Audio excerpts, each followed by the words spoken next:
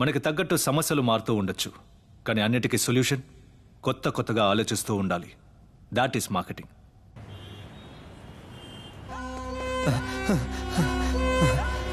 ఏంటి భాస్కర్? రే జ్ఞాను, కాశీ అన్న తరుగుతున్నాడు రా. నువ్వు ఎక్కడున్నావురా? మన గూడెంలోనే, త్వరగా రా.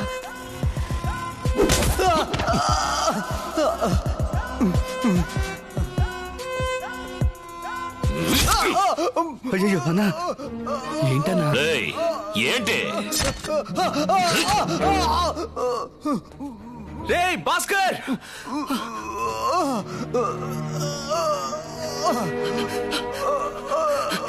భాస్కర్ భాస్కర్ రే రే భాస్కర్ రే, నీకేం కాదురా భాస్కర్. భాస్కర్ భాస్కర్ భాస్కర్ భాస్కర్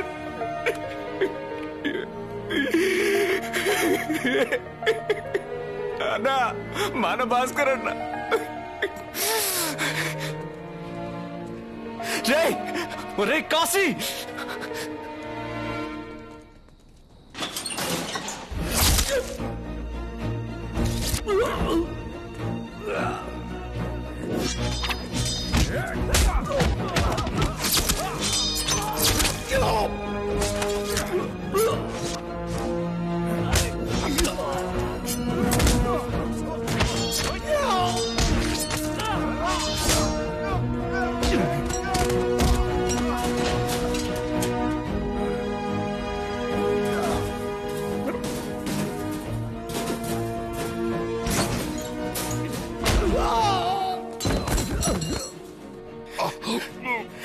రే నిన్ను వదిలేసి వెళ్ళిపోయాడని నా భాస్కర్ని చంపేశావు కదరా.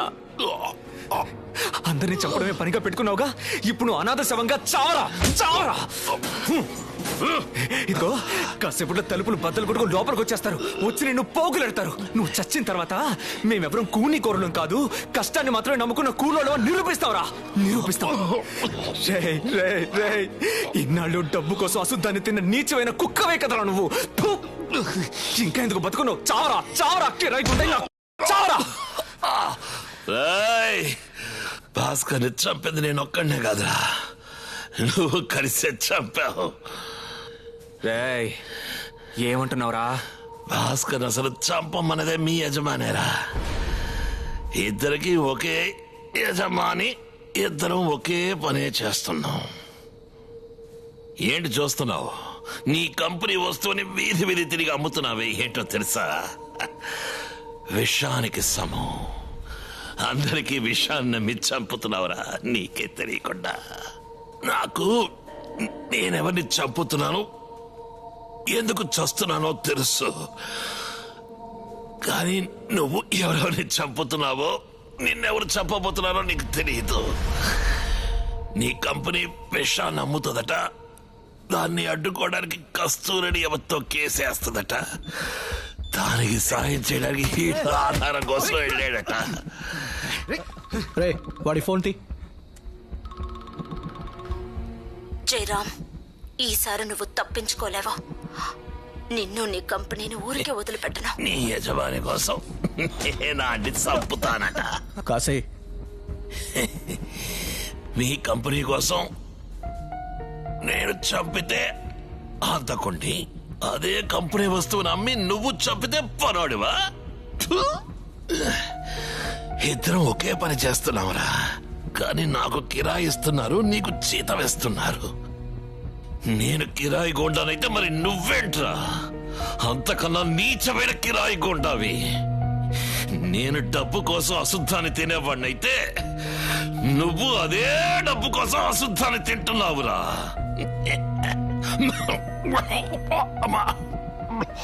మన యజమానే ఫోన్ చేస్తున్నాడు అనుకుంటా. హలో కాశీ, ఏమైంది? భాస్కర్ని లేపేశావా? రేపేసా. గుడ్. నూరేళ్ళు ఈడు బతుకుంటాడు, మనం పోతాం. పో మూర్ఖుడా పో. ఈరోజు ఏప్రిల్ 1 మూర్ఖుల దినం. ఈ లోకమే దేనికో తెలియకుండా వేడుక చేసుకుంటోంది, కానీ నిజానికి చేసుకోవాల్సింది నువ్వే. బెస్ట్ మూర్ఖుడివి. ఓ మూర్ఖుడా పో.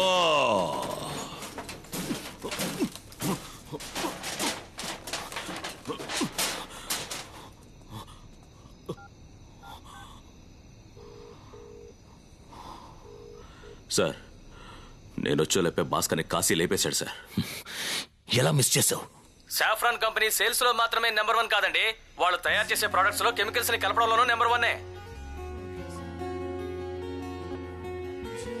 జ్ఞానం అంతా మేము చూసుకుంటాం. నువ్వు ఇక్కడ ఉండటం మంచిది కాదు, వెళ్ళిపో. ఏంటి జ్ఞానం? నాకు మిమ్మల్ని చూడాలని ఉందండి. నేనే మీ ఇంటికి వస్తాను.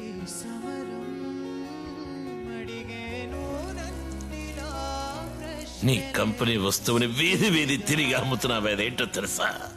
విషానికి సమం. నీ కంపెనీ కోసం ఇద్దరు ఒకే పని చేస్తున్నావురా. కానీ నాకు కిరాయి ఇస్తున్నారు, నీకు జీతం ఇస్తున్నారు అంతే. ఏంట్రా ఇది? అన్నా, మన ప్లాన్ మిస్ అయ్యే టైంలో ప్రేమే రంగంలోకి దిగి రెచ్చిపోయాడు. నేను డబ్బు ఏ పని అప్పగించరా? నా సర్వీస్ లో ఒక టార్గెట్ ఫిక్స్ చేస్తే దాన్ని అచీవ్ చేయడంలో వీళ్ళంటి ఎక్స్పర్ట్ ని ఇంతవరకు చూడలేదు.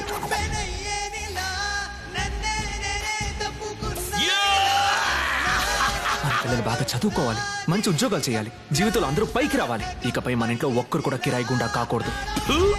నేను కిరాయి గుండా అంటే మరి నువ్వెవరివిరా? అంతకన్నా నీచమైన కిరాయి గుండావి మూర్ఖుడా. మీకే అనుమానం అక్కర్లేదు. అవసరం అయితే నా నెంబర్కి కాల్ చేయండి, లేదా కంపెనీ నెంబర్ బిల్ మీద ఉంది దానికి కాల్ చేయండి. అలాగే రారా, మన టీవీ సరిగ్గా పనిచేయడం లేదు కదా, ఈ బాబుచ్చి చెప్పాడు దీన్ని తగిలించకపోతే 24,000 ఖర్చు అవుతుందట. చివరగా ఒకే ఒకటి ఉందట, 4,000 రూపాయలట. మీరు చూడ్డానికి మంచి వాళ్ళలా ఉన్నారు, 3,000 ఇవ్వండి చాలు అన్నాడు. మిడిల్ క్లాస్ ఎప్పుడు ఒకటే మైండ్ సెట్ రా. 30వ తారీఖున వెళ్ళామనుకో వాళ్ళకి కావాల్సిన వస్తువును కూడా అమ్మలేం. అదే 1వ తారీఖున వెళ్ళామనుకో వాళ్ళకి అక్కలేని వస్తువును కూడా అమ్మగలం. రేపు ముహూర్తం రోజు పక్కనున్న మండపం జనంతో నిండిపోద్ది. పిల్లలు పెద్దోళ్ళు ఖరీదైన నగలేసుకుని తిరుగుతూ ఉంటారు. రేపు వెళితే 10 నుంచి 20 సవర్లు సాలిడ్ గా కొట్టేయచ్చు. మనిషికి ఆసనంత వరకు దోచుకుంటూనే ఉండొచ్చు. మనిషికి ఆశ అనేది ఉన్నంత వరకు మనం దేన్నైనా వాడికి అమ్మేయచ్చు. కార్డు సొరుగులో పెట్టాను, పొద్దుట వెళ్ళేటప్పుడు తీసు. సార్ ఒక నిమిషం లోపలికి రండి. ఎందుకు సార్? లోపలికి రండి సార్. రాగానే అమ్మగారు టీ ఇస్తే తాగాను సార్. కూర్చోండి. ఎల్ఈడి టీవీకి స్టెబిలైజర్ అవసరమా? అవును సార్, ఇప్పుడున్న వోల్టేజ్ ఫ్లక్చుయేషన్ కి పేలిపోతుంది సార్. ఓ రే మామ, చెప్పరా. ఇంతకుముందు ఎల్ఈడి టీవీ కంపెనీలోనే పనిచేసావు. అవును. ఆ టీవీకి స్టెబిలైజర్ అవసరం అంటారా? అక్కర్లేదురా. స్టెబిలైజర్ లేకపోతే టీవీ పేలిపోతుందంటగా. ఎవరు చెప్పాడు? ఎవడో మనకి టోపీ పెడుతున్నాడు, జాగ్రత్తగా ఉండు. సరే ఎక్కడున్నావు? ఇదిగో పక్కనే మన టీ కొట్లో. మన కుర్రోళ్ళు ఉన్నారుగా. కొంచెం అర్జెంటు, ఇంటికి వస్తావా? ఓకే. ఇప్పుడు చెప్పు, ఈ ఎల్ఈడి టీవీకి స్టెబిలైజర్ అవసరం? ఒరే జ్ఞానం, ఏం చేస్తున్నావురా? నువ్వు ఊరుకోమ్మా, నేను వాణి, మాట్లాడుకుంటాను. నువ్వు లోపలికి వెళ్ళు. రేయ్, నేను కిరాయి గుండానంటరా, చంపేస్తాను. కూర్చో. ఇప్పుడు చెప్పు, ఈ టీవీకి స్టెబిలైజర్ అవసరం అంటా? అక్కర్లేదు సార్. అవసరం లేని దాన్ని ఇంతమందికి మోసం చేసి అమ్మావు, ఎందుకురా? సార్ మంత్లీ టార్గెట్ సార్, అందుకే. నేను టార్గెట్ అని పరిగెత్తి ఎవరి దగ్గర నుంచో లాక్కొని వస్తే నువ్వు నా దగ్గర నుంచి లాక్కెళ్ళిపోతున్నావు. నన్ను ఎక్కడి నుంచి లాక్కురమ్మంటావు? ఎవరి టార్గెట్ కో నువ్వు ఎందుకు పరిగెడుతున్నావురా? జ్ఞానం, ఏమిట్రా? నేను వాడితో మాట్లాడలేదమ్మా, నాతో మాట్లాడుకుంటున్నాను. వాడు నాలంటోడే కదరా? సార్ అవును సార్. మీ ఇల్లు ఇలాగే ఉంటుందిగా. అవును సార్. మరెందుకురా ఎక్కడి నుంచి తీసుకుపోతున్నావు? శృతి. సార్ ఎందుకు? శృతిరా. హో, నీ సాక్స్ లో బొటన్ వేలుకి చెల్లా, నాకు చిటికెన వేలు. ఎందుకని కొత్త సాక్స్ కొనుక్కోలేదు? 2 నెలలుగా ఇంటి బడ్జెట్ లో షార్టేజ్ వచ్చింది. 2 నెలలుగా సాక్స్ కొనలేకపోయాను సార్. మరి ఇంకేం కొన్నావు? సార్ ఫ్రెండ్ దగ్గర అప్పు చేసి ఓ టీవీ కొన్నాను సార్. ఈఎంఐలో ఒక ఫ్రిడ్జ్ తీసుకున్నాను సార్. అక్కర్లేని ఆడంబరాలు నమ్మడానికి మార్కెటింగ్ లో ఎంతో మంది ఉన్నారు. మనకు కావాల్సిన అత్యవసరాలు నమ్మడానికి ఒక్కడు లేడు. ఏంటిది సార్? అది ఎనర్జీ డ్రింక్ సార్, ఎండలో తిరుగుతున్నాం కదా సార్. దీన్నే తాగుతారా సార్? అందులో 8 విటమిన్లు ఉన్నాయట. 12 కెమికల్స్ ఉన్నాయంట. నువ్వు నా చెమటనే పీలుస్తున్నావు, నేను నీ రక్తాన్ని పీలుస్తున్నాను.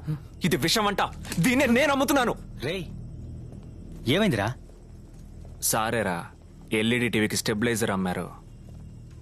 ఎరా, పాల ప్యాకెట్ తీసుకొచ్చి పాడి గదిగా ఇచ్చినట్టు సేల్స్ మ్యాన్ ఇంటికి సేల్స్ చేయడానికి వచ్చావు. నీ బుద్ధి ఇంకెక్కడన్నా చూపించొచ్చుగా. ఎందుకు చెప్పవరా? ఎందుకు చెప్పు? నీకేంటి, ప్రతి నెల ఒక కంపెనీ, నువ్వు పనిచేసే కంపెనీ నెంబర్ 1. నోటికి వచ్చింది చెప్తావు. ఏ వస్తువు అమ్ముతున్నావో నీకు తెలియదు, ఏదో ఒకటి అమ్మేయాలి. ఇదిగో వీడు కష్టపడి మొబైల్ కొనుక్కునే వాడి దగ్గర థెఫ్ట్ ఇన్సూరెన్స్ అని ఎక్స్ట్రా తీసుకుంటున్నాడు. ఆ తర్వాత ఏమన్నావు? ఫోన్ మిస్ అయితే ఎవడు కంప్లైంట్ ఇస్తాడులే, ఒకవేళ ఇచ్చిన 100లో 5 మందే ఇస్తారు, మిగతా 95 మంది ఇచ్చే డబ్బు లాభం అన్నావు కదా. అది విని ఆ రోజు నేను నవ్వాను. రే మళ్ళా 1,00,000 మంది రోజు ఉదయాన్నే ప్రోడక్ట్ గురించి తెలియకుండా బయలుదేరిపోతున్నారు. ఎవడో ఒకరి తలకి దాన్ని కట్టేయాలి. కానీ మనకు తెలియట్లేదురా, మన మధ్య వాటిని నమ్ముకుంటున్నాం. నేను నీ జేబుల నుంచి 10 రూపాయలు తీస్తే ఎవడో నాకు తెలియకుండా నా వెనక జేబుల నుంచి 20 రూపాయలు తీస్తున్నాడు. ఇదిగో ఇదిగో ఇదిగో ఈ వాటర్ ప్యూరిఫైయర్ వీడే ఇచ్చాడు. జీవితాంతో ఏ సమస్య రాదన్నాడు. ప్రతి వారం సమస్య, ఫిల్టర్ మారుస్తూనే ఉన్నాను. ఆ టేబుల్ నాకు కావాలా వద్దా అని అడగకుండా పైనింట్లో ఉంది కిందింట్లో ఉంది అని తీసుకొచ్చి నాకంటకంటే వెళ్ళిపోయాడు. ఇలా వస్తువులు తీసుకెళ్లి ఎంబీపీ కాలనీలో సీతమ్మ తారలో అమ్మగలమా? కష్టపడి సంపాదించే డబ్బు ప్రతి నెల 10,000 ఎక్కడికి పోతుందో అనుకున్నాను. అది ఒక్కడు కొట్టేయట్లేదు, 100 మంది కొట్టేస్తున్నారు. కరెక్ట్రా, మనమంతా కిరాయి గుండాలమే. ఏది ఇక్కడ ఉన్న వాళ్ళలో ఒక్కరు చెప్పండి, అబద్ధం చెప్పకుండా మోసం చేయకుండా వస్తువులు అమ్ముతున్నామని చెప్పండి రా. మనం జీతాలు కాసపడి జీవితాలతో ఆడుకుంటున్నాం.